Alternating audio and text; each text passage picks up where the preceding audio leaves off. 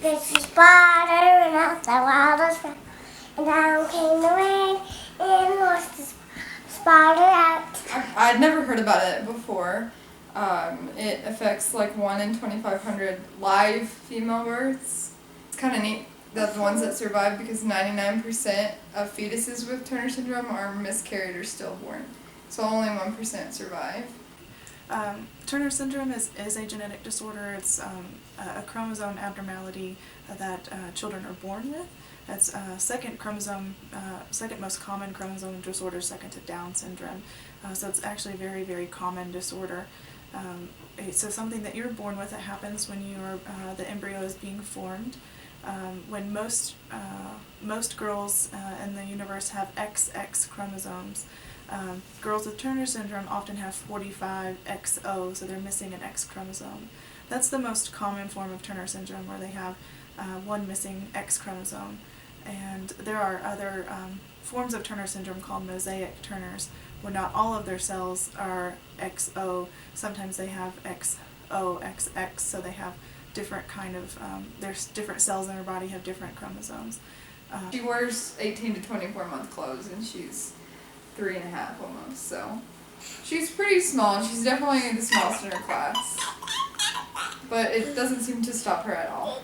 She's real feisty, and she doesn't see the difference in anything. She thinks she's just as big as they are, and her attitude makes her just as big as they are. Have a good, nice, long lifespan.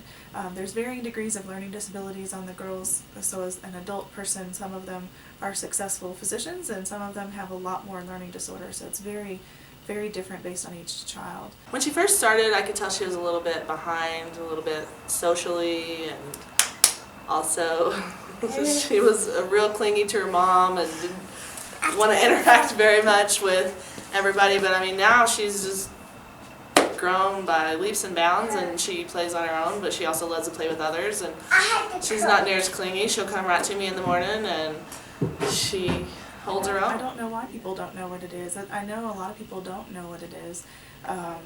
You know, and Down syndrome is so popular, everybody knows what it is. I think maybe just because it's such a more subtle disorder most of the times. There's a lot of girls that have Turner syndrome that you would never know it.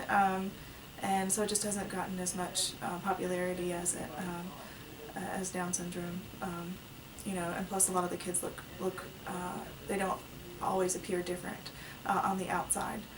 From the generalist viewpoint, they don't look abnormal or different, and so it's I don't know, maybe just not thought about very often. But there definitely needs to be more awareness about it. We just want everyone to kind of see what it is about, because the more people that know about it, the more people might realize maybe they have it. They might want to get tested for it, and they're doing all kinds of research about it to just kind of figure out where it's coming from and what they can do to help these women later in life when they want to have babies.